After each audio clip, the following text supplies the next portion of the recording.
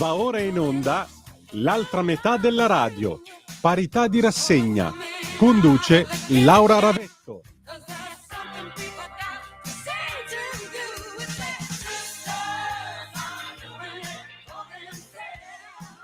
Buon pomeriggio, a voi la linea.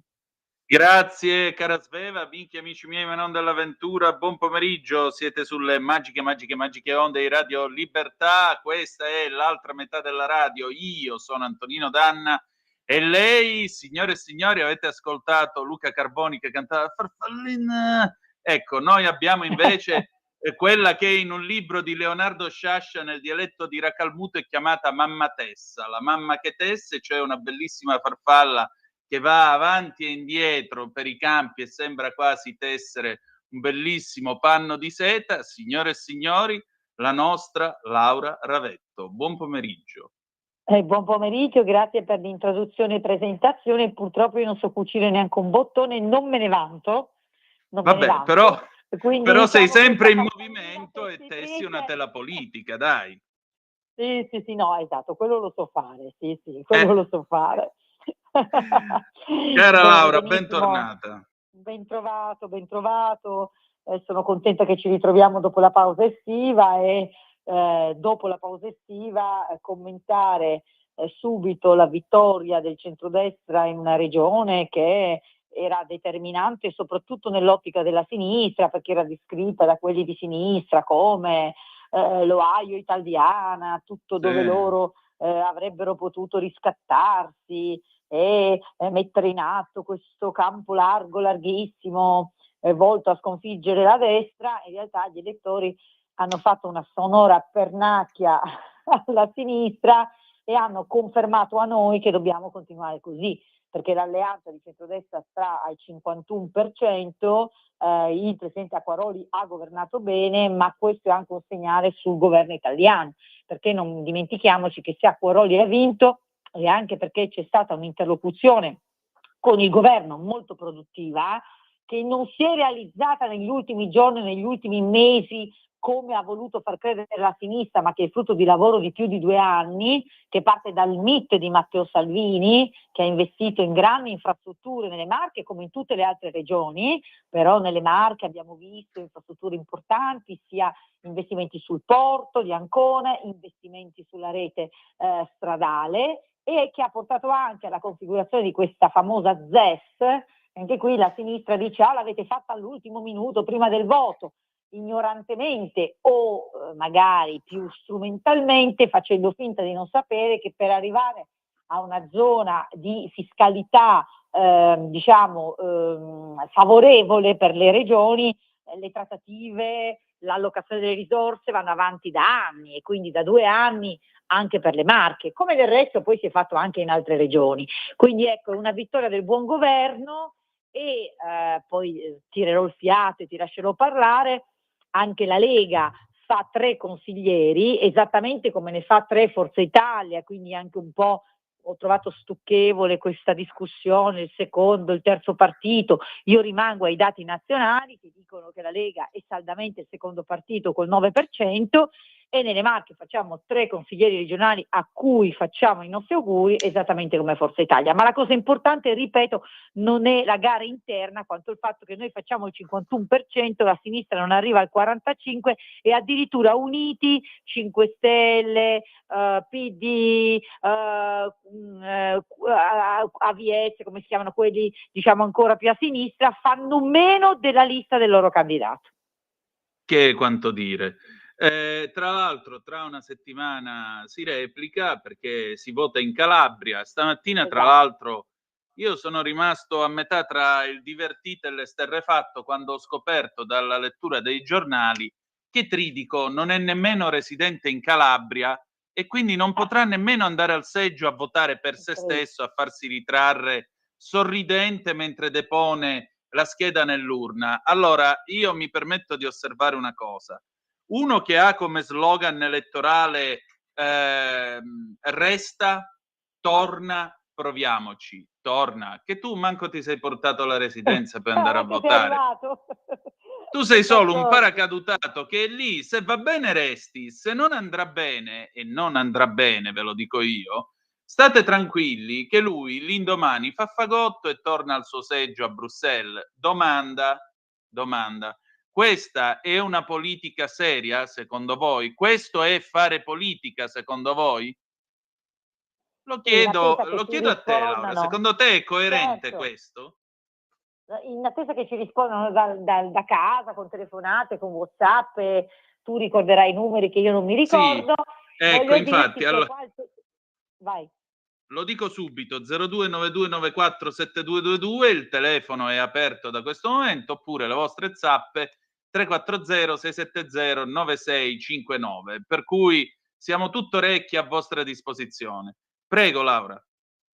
Sì, dicevo che non soltanto c'è poca serietà nella scelta probabilmente del candidato, ma c'è soprattutto poca serietà, e questo gli elettori l'hanno capito, anche gli elettori di sinistra l'hanno capito, nel fare questo artifizio di presentarsi uniti sapendo benissimo che di unito non hanno niente, perché non presentano mai neanche un programma unitario, perché si dividono su ogni argomento. Allora un elettore non va a votare una compagine di di alleanza, un'alleanza che si mostra unita solo per la campagna elettorale, e poi si sa benissimo che il giorno dopo andrà a litigare su ogni dossier, perché è chiaro che questo comporterebbe la paralisi, in questo caso di una regione, in altri casi di una città, quindi è evidente che non sta proprio funzionando il modello, cioè il campo largo, cosiddetto campo largo, doveva basarsi su, e non voglio dar suggerimenti alla sinistra, su un programma comune, ma poiché non sono in grado di realizzarlo questo programma comune, perché su tutti i dossier sensibili,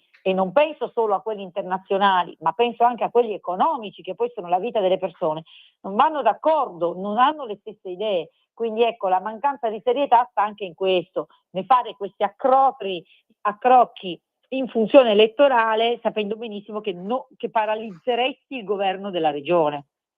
Sicuro. E poi c'è un ultimo elemento che forse dovrebbe far riflettere gli avversari, ma credo che non lo faranno, per cui va bene così. Io credo, perché c'è anche nel programma itridico, ma mi tengo a Ricci. Ricci è andato in giro promettendo che nella prima seduta, se fosse stato eletto presidente della Regione Marche, nella prima seduta del Consiglio regionale delle Marche, la Regione Marche avrebbe riconosciuto lo Stato palestinese, cioè lo Stato di Hamas, che come tutti sanno è un movimento terrorista. Ora, a parte il fatto che, correggimi se sbaglio, ma per quel poco di diritto internazionale che io ricordi, gli Stati si Le regioni riconoscono tra hanno Stati. poca possibilità di intervenire in questo caso, certo. Vabbè, però gli Stati si riconoscono tra Stati, non tra regioni, per cui se no io voglio essere riconosciuto come impero, l'impero di Antonino Danna, ecco qua, che me frega, tanto. Dai, non poniamo limiti alla megalomania, chi se ne frega, a sto punto voglio essere un impero. Però, dico io credo che magari i marchigiani, così come i calabresi, così come tutte le persone che la sera tornano a casa dopo aver cercato di mettere assieme il pranzo con la cena, che ne pensino i sindacati che scioperano per Gaza e tagliano i treni e impediscono alla gente di andare a lavorare per questo motivo, ecco, la gente quando va a casa non discute del riconoscimento dello Stato di Hamas, ma si chiede com'è andata la giornata, ce la facciamo ad arrivare a fine del mese, quante bollette abbiamo, le tasse come vanno, di questo discute la gente. O Sì, forse no, è sono ignorante stato, io? no, è stato, ovviamente tu non hai, diciamo, tra i tuoi pregi e gli eventuali difetti, non è possibile indicare l'ignoranza, perché penso tu sia una delle persone di più alta cultura che conosca, e anche di rara intelligenza, ma al netto di questi complimenti che ti ho fatto, è stata molto brutta e furbesca. È stato brutto e furbesco l'atteggiamento di Ricci, perché anche Sì. lui sa benissimo che una regione non ha nessuna possibilità di intervenire in un processo di qualsiasi natura di riconoscimenti nazionali, ma è stata anche sciocca, perché comunque tentare di portare dentro la campagna elettorale la questione Gaza, la questione Palestina, la questione Israele, la questione flotilla, ci si è ritorto contro. Per cui è stato un grave errore. Noto anche qui che anche in questo caso, come in Calabria, combinazione candidano europarlamentari, no? quasi a dire Sì. guarda, sappiamo che perdiamo, troviamo una vittima sacrificale, così pure in Calabria, che comunque abbia già il posto assicurato. Anche questo è un po' triste, perché se tu ci credi, candidi qualcuno che in qualche modo se la giochi, no? Mi pare evidente Infatti. che la stessa sinistra sia consapevole del fatto che non sta trovando la quadra. Però ecco, noi siamo forti non perché loro non trovano la quadra, ma perché stiamo facendo bene. Quindi questa è la cosa importante. Noi riceviamo 2 messaggi dai cittadini. Uno, state facendo bene al governo, l'altro, mi raccomando, rimanete uniti. E questo secondo messaggio è fondamentale da recepire. Abbiamo una telefonata, Laura, la prendiamo subito. Vai. Pronto, chi è là? Hello? Mi senti? Mi sentite? Sì, Scusate. perfettamente. Ah, perfetto, ok. Mi chiamo Gianfranco e chiamo da Genova. Ciao. Ciao Gianfranco. Ciao. Buongiorno. No, allora, io tanto vi ringrazio per lo spazio che mi date. E volevo dire una cosa, cioè il discorso del riconoscimento dello Stato di Palestina, che è stato fatto anche da paesi come Francia e Germania, Inghilterra, nel breve periodo. Tu hai detto, Antonino, mi sembra, si tratta di riconoscere lo Stato di Hamas. Beh, la Palestina non è soltanto la striscia di Gaza, la Palestina è anche la Cisgiordania. La Cisgiordania è una terra che viene ogni giorno depredata, cioè ci sono coloni armati che si annettono territori che poi vengono legalizzati dal governo a armi in pugno contro una popolazione inerte. La popolazione della Cisgiordania è inerte, ok? E non sto parlando dei grandi centri abitati, ma sto parlando del terreno rurale. Se voi guardate oggi una cartina della Cisgiordania, la vedrete bucherellata, di fatto è stata completamente espropriata, non c'è più un'infrastruttura che colleghi una località all'altra, e questa chiaramente è fatto nell'ottica di un esproprio continuo che alla fine porterà la Cisgiordania a diventare completamente proprietà di Israele. Ora, io penso che Hamas sia il principale male dei palestinesi.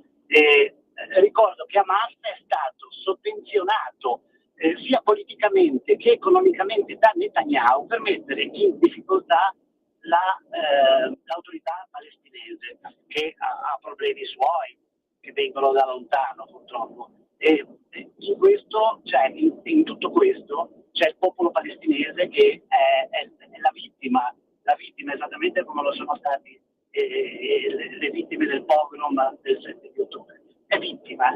Ci sono decine di migliaia di persone che sono vittime di queste dinamiche. Ora, dire che riconoscere la Palestina significa riconoscere lo Stato di Hamas, io credo che sia sbagliato.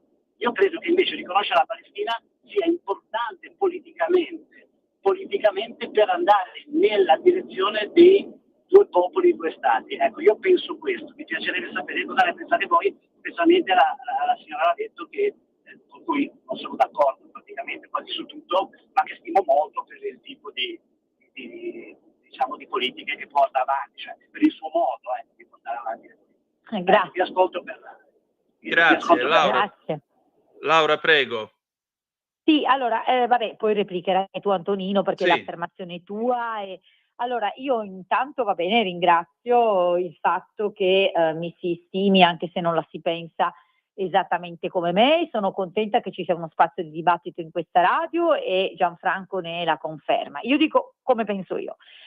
Io penso che oggi riconoscere lo Stato di Palestina è un gravissimo errore, perché ci sia uno Stato ci vuole un popolo, e qua c'è il popolo, perché il popolo palestinese, sono d'accordo con lei che il popolo palestinese è la vittima, ed è però prevalentemente la vittima di Hamas, ricordiamocelo, se non totalmente, perché Hamas che tiene in ostaggio i civili di fatto. Ci vuole un territorio, e qua il territorio c'è, ma poi ci vuole anche un governo, e qua il governo non c'è, ci sono dei terroristi. Per cui riconoscere oggi lo Stato di Palestina significa legittimare i terroristi. Non a caso Rubio, non io, Rubio, consigliere per gli affari internazionali di Trump, ha detto che quando la Francia ha riconosciuto lo Stato di Palestina, proprio in quel momento lì si erano avviate delle potenziali trattative con Hamas, tra Hamas e Israele, proprio per preservare i civili, si sono interrotte, perché Hamas si è sentito rafforzato. Quindi qua non è questione di riconoscere o non riconoscere lo Stato di Palestina, il tema è quando e come, non senza dubbio in un momento in cui di fatto a governare su quello Stato è Hamas. Però la bella notizia di oggi, che naturalmente non sappiamo come si svilupperà, però intanto dobbiamo ringraziare Trump per il passo che ha fatto, è che si è aperto un canale di trattativa e che proprio in queste ore dovrebbero incontrarsi esponenti dei paesi arabi per diciamo convincere Hamas a un passo indietro e alla sigla di un accordo, così come Israele ha detto che farebbe un passo indietro in qualunque tipo di attacco. Quindi ecco, noi dobbiamo sperare sicuramente che ci sia una pacificazione. Quindi ecco, quello che voglio dire io è che questo Trump, che noi da subito, dall'inizio, perché noi siamo stati quelli della Lega, il primo partito che ha visto in Trump la potenzialità della pace. Io mi ricordo benissimo Salvini che prima di tutto e tutti disse: secondo me se vince Trump vince la pace. Ecco, è innegabile che poi sempre dipende come finiscono le cose, come vanno, perché purtroppo non dipende tutto da Trump, se no si sarebbe fatta pace già anche a livello di Ucraina-Russia. Bisogna però sperare che queste iniziative, che questo Presidente con coraggio e determinazione mette in campo, vadano a buon fine.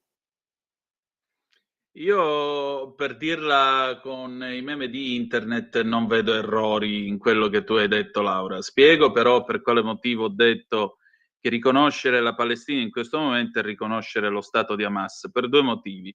Il primo è che l'autorità nazionale palestinese rappresentata da Abu Mazen è praticamente l'ombra di se stesso e non ha assolutamente alcun potere su Gaza, dove Hamas ha spadroneggiato da oltre 20 anni. La seconda cosa, io ho qui una dichiarazione, fonte il Corriere della Sera, 5 giorni fa, quindi non mi sto inventando niente. Il riconoscimento di uno Stato palestinese che ogni giorno arriva da diversi paesi è un primo passo verso la giusta direzione. Lo ha affermato un alto funzionario di Hamas, Osama Hamdan, in un'intervista a un emittente libanese.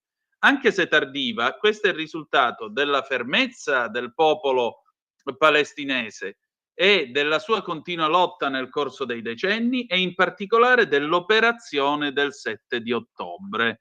Ha sottolineato Hamdan. Allora, uno che dice che lo Stato palestinese nasce sul sangue, gli stupri, le violenze, l'infamia del 7 ottobre 2023 è uno che sta dicendo che la bandiera della Palestina è la bandiera dello Stato di Hamas e chi riconosce questo Stato riconosce lo Stato di Hamas. Un'ultima cosa, per quanto riguarda la Cisgiordania o West Bank, che dir vogliasi, nei 21 punti che sono stati predisposti da Trump e che Netanyahu ha accettato, e poi dirò una cosa su questa accettazione da parte sua, l'accordo prevede che Israele abbandoni la West Bank e non la occupi.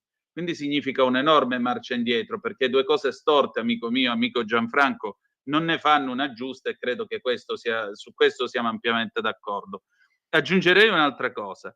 Accettando questi 21 punti, Netanyahu sostanzialmente scalza la destra anche religiosa del suo governo, scalza personaggi tipo Ben Gvir o quell'altro fenomeno che diceva che lui non piangeva per i bambini di Gaza o che voleva la riviera a Gaza, e per finire uccide anche la sua stessa carriera politica, perché significa che finirà questo governo, cadrà, lui verrà processato e molto probabilmente andrà anche in galera. Però Netanyahu ha preferito passare alla storia anziché passare alla cronaca nera. Questa è la scelta di fondo dell'individuo Benjamin Netanyahu, accettando questi 21 punti. Ora, i qatarioti, che peraltro sono emersi come la figura più importante di mediatori a livello mondiale, perché hanno saputo specializzarsi in queste cose. Ora non sto a raccontarvi la rava e la fava, sunteggio brevemente.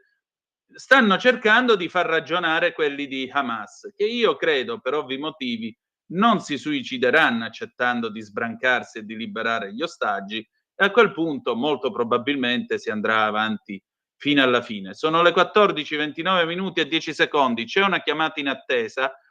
Sveva, per favore, per rispettare il clock, ti chiedo un jingle e torniamo subito. Un nuovo modo per sostenere la tua radio. Visita radiolibertà.net. Ti basta un click e potrai versare il tuo contributo volontario direttamente online. Potrai donare con ogni tipo di carta di credito, anche prepagata. Ti aspettiamo online Su radiolibertà.net. Sostieni la tua radio con il tuo contributo volontario. Radio Libertà. La tua radio. Diamo voce alla nostra gente.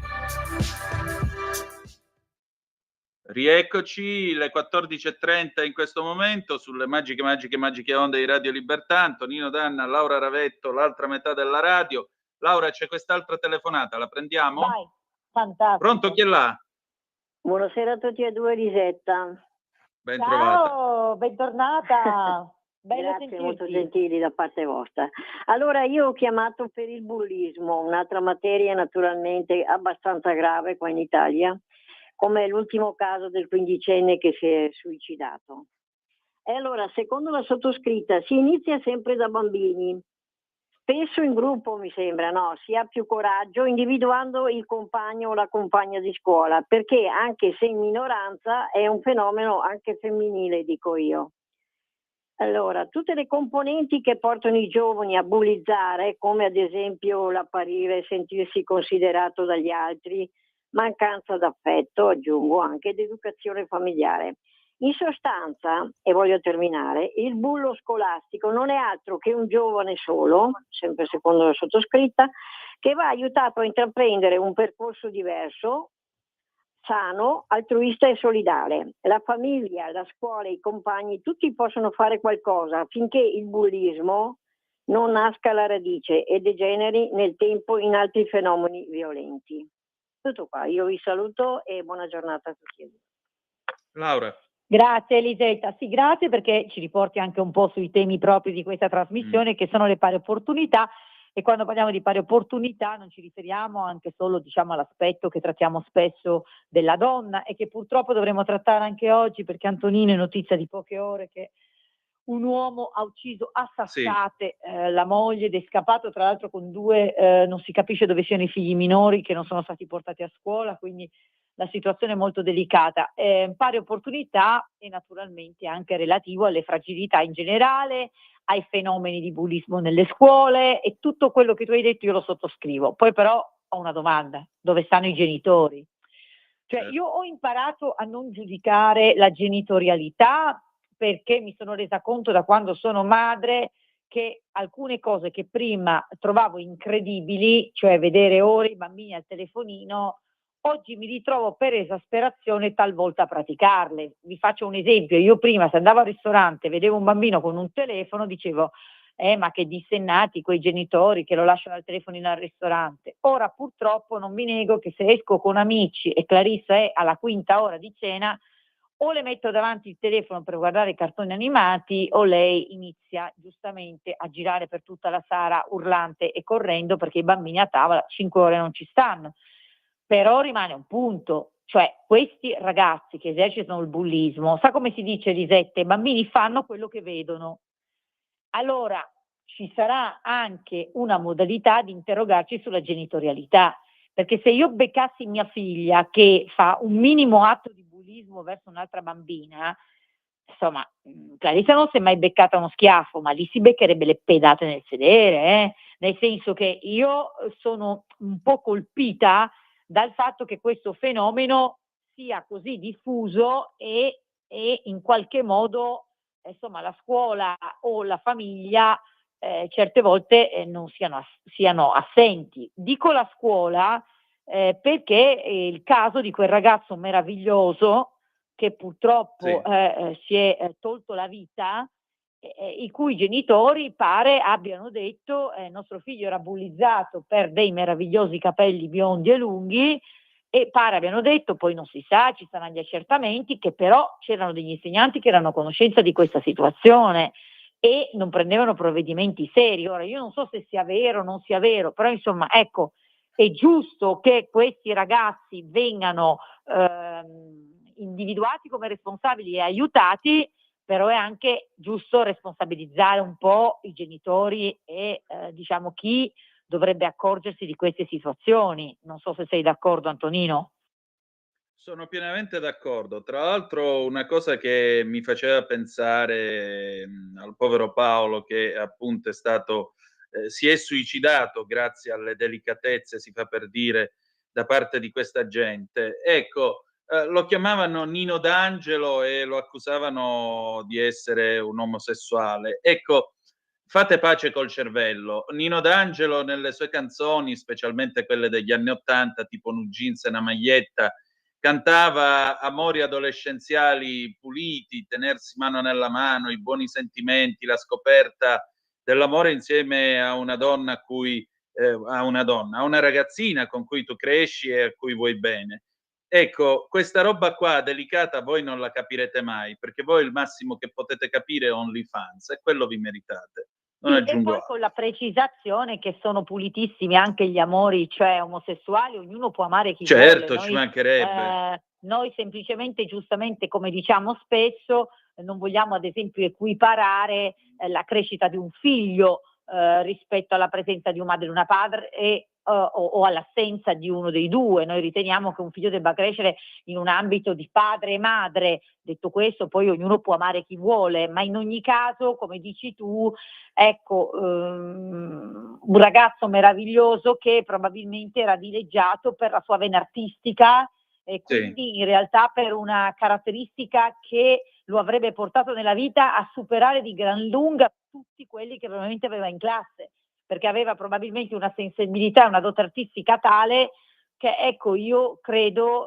che io fossi genitore di bambini che lo offendevano, oggi non mi darei pace. Ecco, io mi auguro che questi genitori non si stiano dando pace. Ecco, poi ripeto, parlo a me stessa per parlare agli altri, cioè sono io che devo fare attenzione con mia figlia, perché comunque dobbiamo iniziare a interrogarci come genitori come stiamo crescendo questi figli che sono, ahimè, influenzati moltissimo dai social.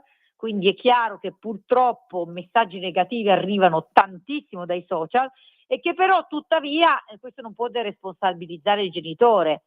E voglio dire un'ultima cosa, io l'avevo già raccontato in radio. Io sono andata a prendermi i diari di quando ero bambina, in particolare i diari delle medie, e ho trovato sui miei diari che mi rubavano e ci scrivevano su delle offese personali, sulla mia fisicità. Ora io adesso non voglio far la mitomane anch'io, però diciamo che io sulla fisicità ho sempre avuto pochi commenti negativi e tuttavia quando ero alle medie, poiché ero molto magra, dei commenti irripetibili che mi qualificavano come la persona più inguardabile della terra, e quando li ho letti io mi sono messa a piangere e non me li ricordavo, a riprova che il bullismo c'è sempre stato, che probabilmente nella nostra epoca, Antonino, non lo so, magari non era trattato come è trattato oggi, quindi magari oggi emerge di più perché lo trattiamo di più, però c'è sempre stato. Quindi ecco, è un tema che purtroppo ci portiamo avanti da anni. Sì, è un tema che ci portiamo avanti da anni e soprattutto quella era un'epoca in cui se tu riferivi una cosa del genere diventava: vabbè, sono cose che si dicono". No, non sono cose che si dicono perché feriscono le persone e come vedi anche a distanza di qualche decennio tu stessa hai ritrovato il dolore di allora e il pianto di allora e quel pianto mi chiedo chi lo abbia ascoltato soprattutto, perché qua non sta Sì, poi parlando la parlamentare, sta parlando una ragazzina di 14 anni che si sì. ritrova adulta a rivivere quell'incubo. Sì, e poi la cosa incredibile è che, come dice Lisetta, no, se guardo a coloro che mi scrivevano queste cose sul diario e li guardo oggi adulti, onestamente non è che abbiano combinato molto nella vita, no, quindi probabilmente è vero che chi fa queste cose esprime un disagio personale e in realtà sta parlando più a se stesso che alla persona oggetto dell'offesa, ma rimane che i genitori devono tirargli tanti calci nel sedere, ok? Sì, questo sicuramente. Tante volte purtroppo i genitori sono quelli che incoraggiano invece sta roba dicendo: "Ma che te frega, tanto è un imbecille". Per cui non c'è assolutamente non c'è il rispetto degli altri, non c'è l'idea che l'altro possa essere un avversario o che semplicemente si possa convivere senza necessità di doversi confrontare o di dover cercare per forza lo scontro. Questo è in fondo il settarismo e anche, se tu vuoi, il modo di fare di questi anni, cioè io e nient'altro che io. Ma il mondo non è io, siamo io e gli altri. Siamo È noi, così, che è diverso come concetto. E invece tu è lo così. vedi anche nelle discussioni. Ormai la gente crede di essere perennemente su Facebook, dico tutto quello che voglio. No, tu non dici tutto quello che vuoi, perché tante volte le cose che noi diciamo possono distruggere le persone, possono rovinarle, possono fare un male cane. E allora libertà non vuol dire libertà di usare le parole come armi, perché, dico quello che voglio, sì, ma la libertà di parola presuppone anche l'esistenza di un pensiero da comunicare e magari ci aspettiamo che siano dei pensieri decenti più che altro, no, un po' come Battiato, come c'è scritto sul retro del disco dell'Era del cinghiale bianco, dice: "È importante vestire bene la propria musica". Ecco, è importante vestire bene anche i propri pensieri, se mi posso permettere. Tutto qui. Sì, infatti questo riporta all'annoso problema della rete, perché chiaramente in Sì, rete questi atti vengono fatti tra l'altro nell'anonimato, vengono probabilmente ripetuti dalla stessa persona con profili diversi migliaia di volte, quindi vengono amplificati. Troviamo casi disgustosi come il famoso Ficanet rispetto alle sì. donne, ma troviamo, e questi sono altrettanto preoccupanti, atteggiamenti di bullismo nei confronti dei ragazzi e delle ragazzine. E una ragazza o una ragazzina non in grado di distinguere se dietro quel profilo c'è un disperato o una disperata che non è che probabilmente è frustrato dalla bellezza, dalla gioia e dalla giovinezza di questa ragazzina o di questo ragazzino, né in grado di distinguere, come invece io ormai distinguo molto facilmente, mi ci diverto pure, le centinaia di troll che pullulano nella rete. Cioè tutti noi abbiamo esperienza di un commento negativo fatto identico 80 volte da profili diversi, dove poi c'è un gattino, un cagnolino, un fiocchettino. È chiaro che questi sono tutti troll, cioè è un'unica persona, se non un unico computer che dirama questo messaggio più e più volte. Ecco, questa cosa ai ragazzi va sicuramente spiegata. Io quando mia figlia Clarissa, perché tutti usiamo i social, no? Volenti o Sì. nolenti, io ne faccio anche uno strumento politico e talvolta tutti andiamo a vedere se un'affermazione, una foto, una cosa che abbiamo fatto è stata apprezzata o no, no? Allora Clarissa ogni tanto mi ha visto andare a vedere le statistiche, no?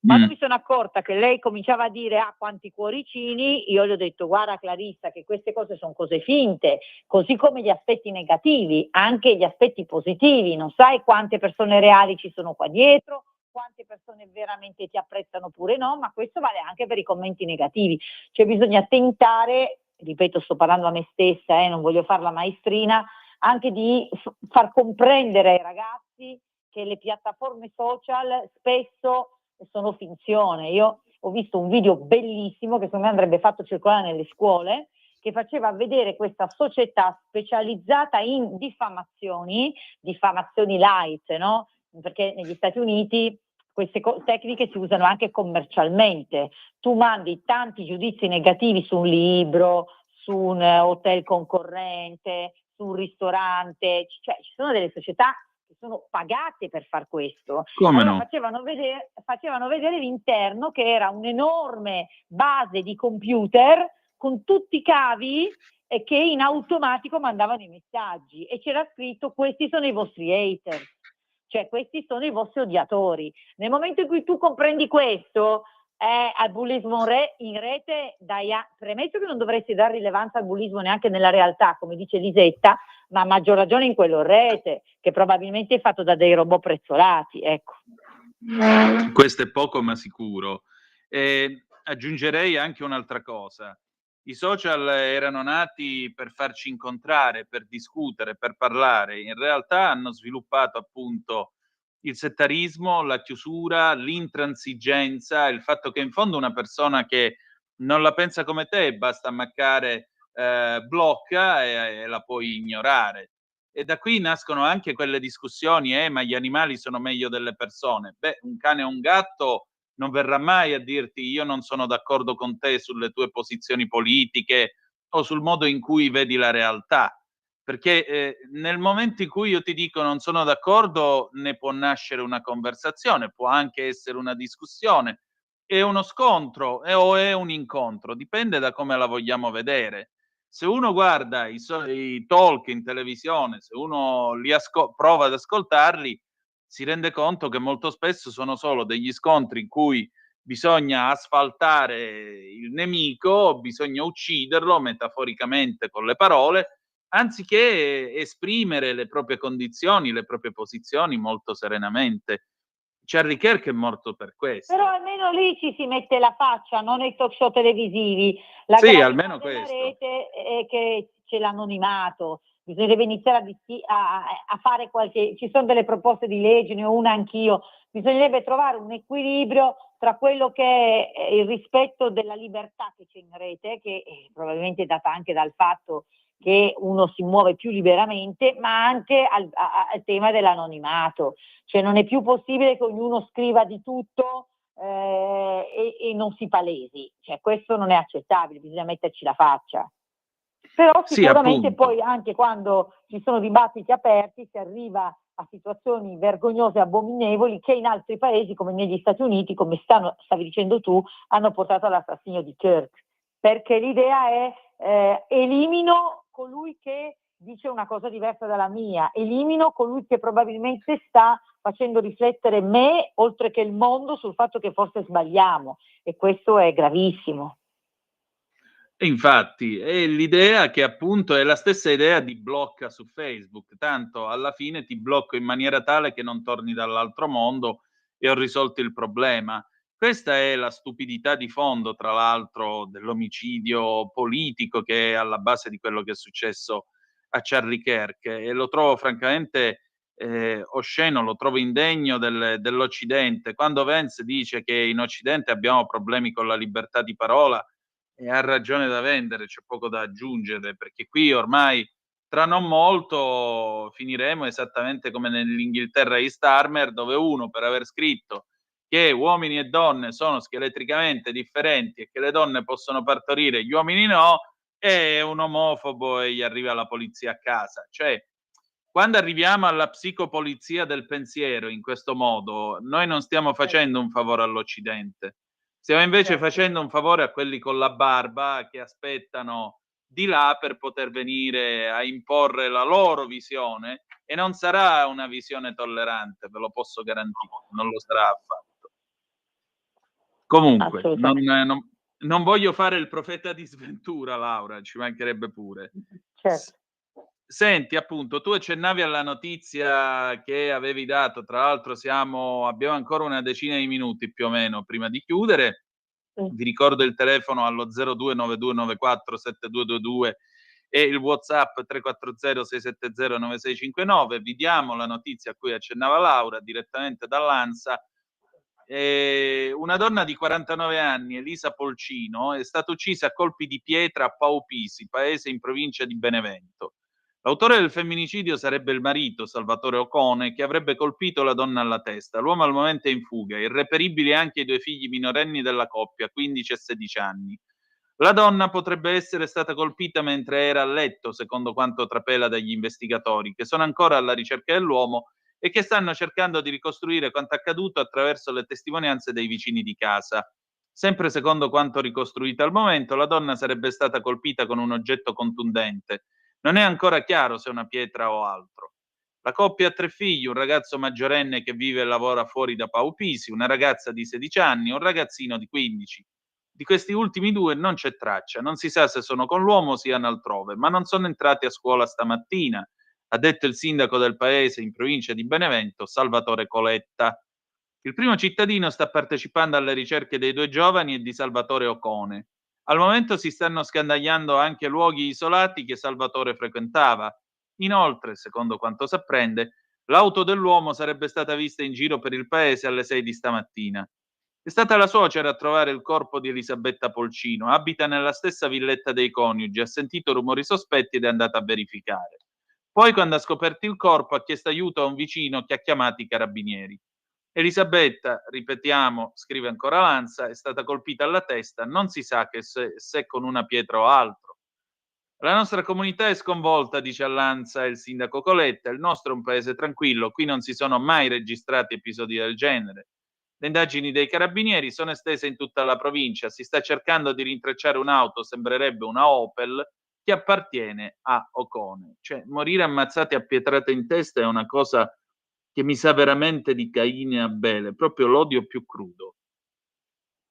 Sì, è un'altra tragedia, non se ne esce da questa spirale, ora speriamo che ritrovino i ragazzini. Sì. Non se ne esce da questa spirale, qua abbiamo messo in atto tutte le possibili risorse, lo diciamo sempre, le leggi sono lì, questo è un tema culturale, purtroppo anche un tema di indipendenza economica. Io non faccio che ribadirlo, donne, al primo schiaffo dovete andarvene di casa, punto. Sì. Cioè nessuno può mettere le mani addosso ad una donna, una moglie, una compagna, bisogna venire via, e non lo sto dicendo per fare vittimizzazione secondaria, come a dire colpa vostra, per carità, però per indurre a una riflessione, perché evidentemente qua c'è un tema grave, culturale e probabilmente anche di dipendenza economica, e quindi sempre le solite cose: cresciamo le nostre figlie in maniera indipendente economicamente, cresciamo i nostri figli nel rispetto delle donne, puntiamo sulle nuove generazioni.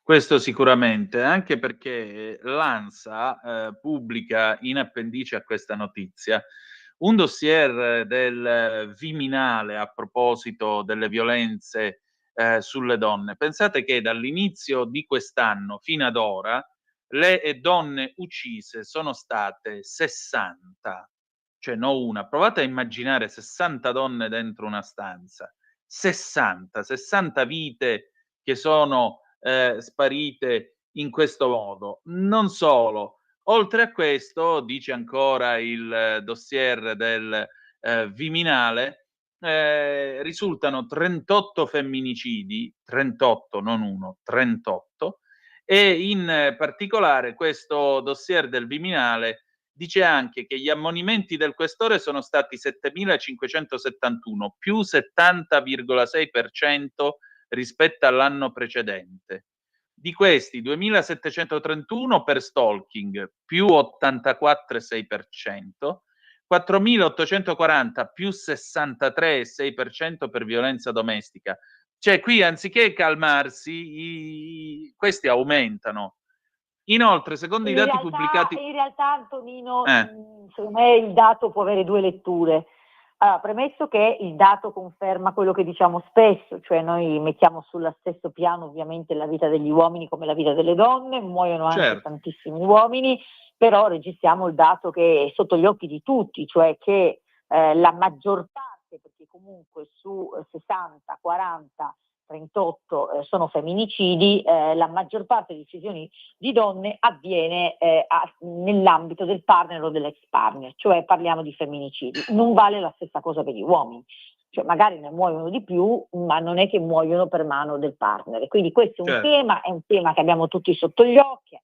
Il fatto che però ci siano così tanti ammonimenti è dovuto anche, prima di tutto, allo strumento dell'ammonimento che abbiamo potenziato, e io dico benissimo, perché l'ammonimento funziona, cioè arrivano le forze dell'ordine a casa e ti dicono: abbiamo avuto questa segnalazione, se sentiamo un'altra cosa veniamo, ti portiamo via. E questa cosa funziona, perché noi siamo abituati a stare nelle grandi città dove magari c'è un'educazione diffusa, però pensiamo ai piccoli paesi, no? Dove magari il tessuto culturale non è così vivace, però nello stesso tempo le forze dell'ordine hanno un'impronta importante sui cittadini, no? Quindi che ti arrivi un operatore delle forze dell'ordine che ti suona il campanello, pone un tema, ok? E quindi l'ammonimento è un'ottima cosa, e quindi bene che siano aumentati, nel senso, chiaro che io ne vorrei 0 perché non vorrei nessun tipo di violenza, però il fatto che siano aumentati è anche dovuto al fatto che c'è molta più sensibilità,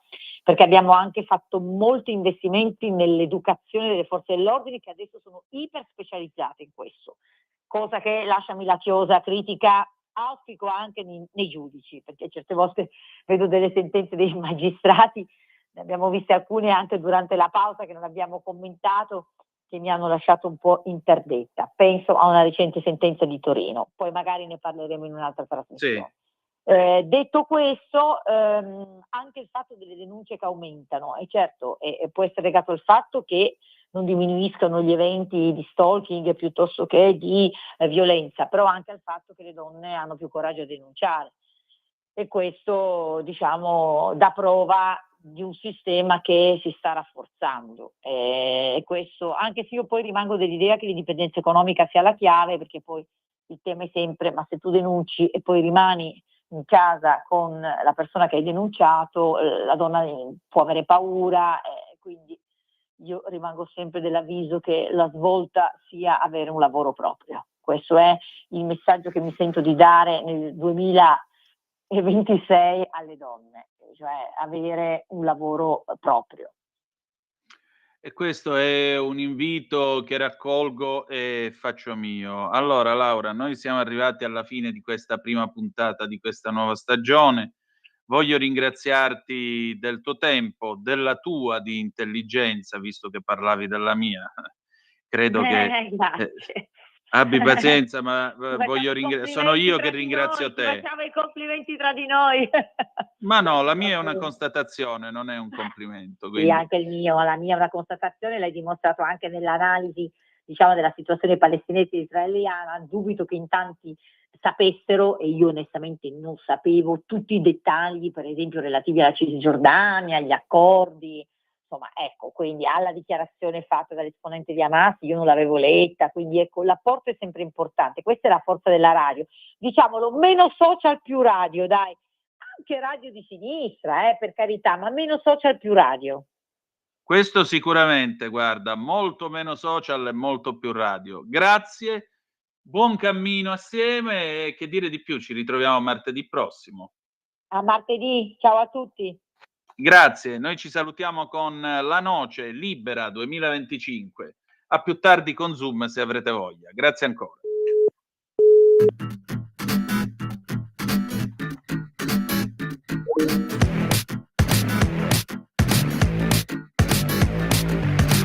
È un momento molto bello perché posso scegliere, dire no. Avrei dovuto essere quella laureata tutta e bella. Avrei distrutto il patriarcato. Già mi vedevo alta carica di stato, ma è stata una svista, l'ultima della lista. Io non sono niente, ma mi sento stranamente libera, libera, libera, libera. E la fretta che si fotta.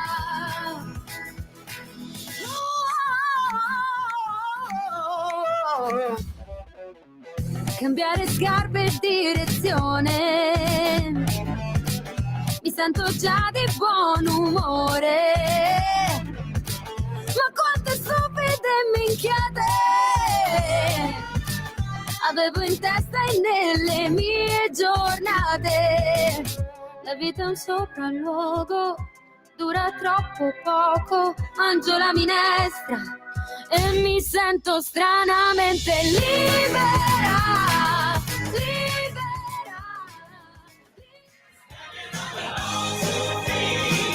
Avete ascoltato l'altra metà della radio.